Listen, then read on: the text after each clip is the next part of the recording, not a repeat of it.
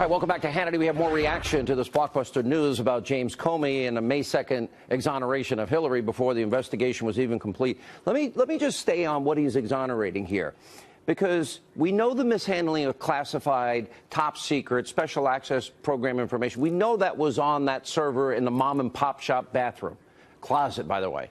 We know that she destroyed such information. We know that she lied when she said she didn't have this information on there, that she didn't send or receive. That's been debunked. Then you've got the whole thing about deleting 33,000 subpoenaed emails. Then you got the acid wash and the use of BleachBit. Most Americans had never heard of it before. Then you've got an aide busting up devices, BlackBerries and the like, with hammers. And the only thing they turn over to the FBI in terms of a device is one without a SIM card, rendering it useless for the FBI. Now, that sounds to me, it is obvious that laws were broken here, and that we now know 5 foreign agencies tapped into that particular server. That compromised national security.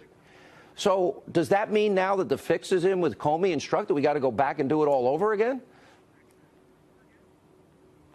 Well, I think a couple things here. First of all, there's a report out today that she apparently had a deal. I haven't seen the exact language yet, but she apparently had a deal with the Obama administration that allowed she and her top aides to take away whatever they wanted to, which apparently included an entire section on her outreach to the Muslim community in the Middle East. I mean, first of all, the Obama administration didn't have the authority to violate law by having this kind of a deal.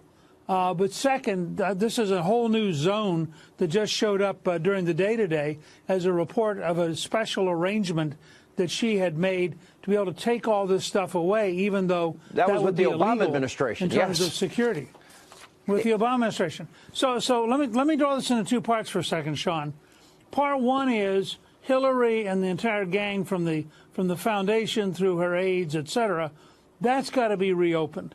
Part two is the level of corruption and dishonesty in the FBI and the Justice Department. That's an entire new case. Both of these cases, I think the Congress has to insist, and frankly, Attorney General Sessions has to insist, that both of these are going to be pursued not as a matter of vengeance, not to go after people, but because the rule of law, the very base of the American system, requires that we take seriously when powerful people are corrupted. And you have both a Clinton corruption and a Comey FBI corruption. Those are 2 separate cases. They both have to be brought to light, and people have to be prosecuted. I always thought that it was a mistake that Jeff Sessions recused himself here. And you got Rod Rosenstein. Wait. Okay. Wait, he has not recused himself on any of this. He recused himself narrowly on the Russian investigation about whether or not the Trump campaign was involved. But as Attorney General, he's not recused on whether or not the FBI was corrupted, and he's not recused on whether or not the Clinton team was corrupted. And I was specifically and he has told... an absolute obligation. I agree with you. But he also didn't recuse himself on Uranium One or on the dossier, because, again, that came up later, too. You know, tell me talk about... Let me say this. Let me say this straight. Let me say this straight for a second, because I've known Jeff Sessions a long time. And I'll just say flatly, it's time for the Attorney General to step up to the plate and do his job. He has no excuse. As somebody who I know believes in the law, he has no excuse for hiding. He has to set up a Clinton investigation. He has to set up an FBI Justice Department investigation. This is his obligation under the law to enforce it and to protect the American people. And Jeff Sessions has nowhere to hide on this. He can't recuse himself. He can't say he's not involved. These 2 things are so profound that he has to take them head on, or he's frankly not doing his job. I don't think I could say it any better. It's serious. We will stay on it. Interesting. Isn't it sad? Probably the biggest news story in our lifetime politically, and the news media in this country has basically ignored it, and they've been co-opted by a phony narrative, and that they are spreading lies and fake news for a year and being caught regularly at it. Last word. Well, look, this is the beginning of the end of their world. If the Clintons go down as hard as I think they're going to, and if the corruption in the FBI goes down as hard as I think it's going to, then the elite media will have been more severely damaged than any time in the last 50 years. Chilling. Mr. Speaker, we'll stay on it, I promise. This is a huge story. Former White House Press Secretary Sean Spicer, help me out, my friend. First of all, great to have you on the show. Thank you. Congratulations. Thank you. Been a while. It's good to see you. What's going on here with Rubio? I mean, well, look, we haven't had comprehensive tax reform in 31 years. I think this is when you have a 52-seat majority, everyone's looking for their opportunity to get their issue highlighted, their issue addressed. At the end of the day, Marco Rubio is going to be a vote for us. He is not going to let this moment escape us, and he understands how important tax reform is. But I think he, like a lot of other senators, are making sure that they get their voice heard before this is done. And Mike Lee is partnering with him, I guess, on this. There's a couple others. Corker is. I think Corker's probably one that I would say is gone. This is what I like about what President Trump does. He forces everybody to put their cards on the table. Yeah, I mean, you know where everybody is now. Corker, like, I always knew that Corker basically just couldn't stand Trump, didn't want to work with him, and was going to subvert a lot of his agenda. And indeed, right down to the end, Corker's doing that. You know what's interesting, though? But the big takeaway that I look at in a day like today when everyone's horse trading is how important that Alabama seat was. Yep. How important our majority is, because what this comes down to is we head into 2018. If Chuck Schumer's the leader, we're not going to be having a debate about what tax credits or how much more tax relief people are getting.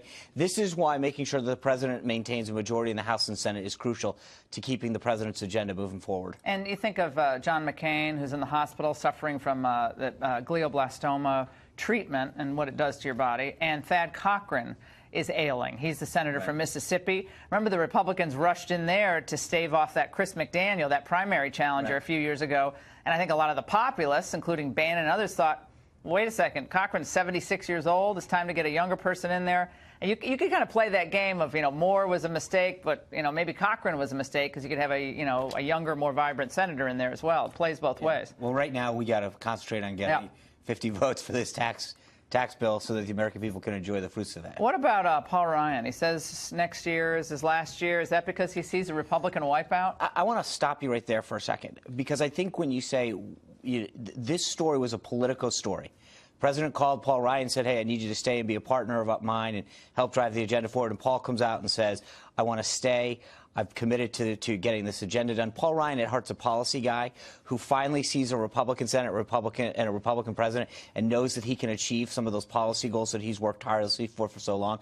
So I think one of the traps that we as conservatives have to stop getting into is every time Politico or the New York Times throws out some clickbait, that we immediately run around, assume it's true, and start planning around it. Paul came out today after the president called him and said he's committed to staying. He wants to get this agenda. Do you think there's no truth to the rumor? I think, look, everybody in public office or everyone who's been around this for a long time, thinks about when they're going to get out or what the circumstances are. I thought about it, like, a couple weeks ago. Every night, I'm like, no, I'm just teasing. You got a great show. But I think it's a grind. Politics is a grind, and he's a guy who's done it since he was 25 years old. And it takes a toll on your family, the commute stuff. He's got a lot to be proud of, but I think he really sees the next few years as an opportunity to get all of these lifelong policy goals achieved. But if the Republicans get wiped out next year, Paul Ryan's not going to want to sit here if they get wiped out, then he's minority leader. Yeah. But I think he recognizes that the president's agenda is what's going to keep the Republicans in power, and he wants to be there to fulfill that. Are they close now? I mean, closer? Look, I think everybody understands that the president has an agenda that the Republican base is highly supportive of, and they want to work with him. And I think the president gets that. He's grown into this job as someone who's an outsider and a disruptor. He's starting to learn that some of these folks that have spent a lot more time. You can't fight everybody at once. Right. But he's getting along and he's getting things done, and this will be a big win for this president and this country. I know you know Omarosa. I know her a little bit from the White House days, and it was a big deal today. She was on Good Morning America, and she had this to say. Let's watch. As the only African-American woman in this White House, as a senior staff and assistant to the president, I have seen things that have made me uncomfortable, that have upset me, that have affected me deeply and emotionally, that has affected my community and my people. And when I can tell my story, it is a profound story that I know the world will want to hear. She is going to be leaving the White House on January 20th, and it was a big focus of the White House briefing today. It's like they never talk about Omarosa, but today, like, well, why is she being paid through January 20th? What is it, like $1,500? I mean, like, what do you? But anyway, what's going on there? Do you know any insights? I don't, but I think. Why was she hired? Do you think? I don't know. But I think it's important that. Does she have any qualifications to work in the White House? I think I like her. I mean, she seems nice. I think that, you know, look, she was very loyal to the president. She campaigned for him. And I think the president brought a lot of people who wanted to fulfill his agenda, and that's his prerogative as president-elect at the time. I wish her the best, but I'm not really sure what. But she has a story to tell. Did you see any part of her story? I don't. Give me something here. You saw some of that well, story. look, she's a very charismatic person, very colorful, charismatic individual. She's big personality. I kind of like that, but you know, some people can't take that. I will let you leave it at that. Do you miss it? Do you miss the rush? I mean, it was exhausting. It was exhausting. I've talked to you throughout a lot of that time, and it is a 19, 20-hour day. Yeah, 7 days a week. And you never sleep, and you never get any privacy. Right. You have a little bit of privacy back? A little. It's growing. I mean this, though. It was truly an honor to do this, and I was proud to be part of helping the president move his agenda forward. I love being on the outside. I love being able to be supportive from this thing. It's definitely a lot less stressful. So I look forward to doing a lot of other opportunities. You've got a book coming out. I know. I'm excited about your book. Good. Do you think that this year, when we look back at it objectively, this year will be seen as a successful year for this president, given where the economy is, given where consumer confidence is, deregulatory efforts? I think I do, and I think especially if we can get this tax reform done. But a lot of the things that he's done in terms of regulatory measures to peel back, to get business booming again, to get people hired, all of those economic indicators, housing starts, consumer confidence, et cetera, are going through the roof. And I think when people look back objectively, whether it's 2 years, 5 years, 10 years, they're going to say this was a real economic powerhouse of a year, and it was the president's policies and initiatives that really got the economy booming again. We came in and people mocked us for talking about 3% growth, and now we're on the path to that's become now the baseline. He needs to get the credit for that, and he's not getting the credit. Right. I think he will, but we need happy voters going into 2018. Sean, great to see you, my friend. Merry Christmas. Merry Christmas, and I can't wait to read your book. Thank you. You got to come on radio and TV.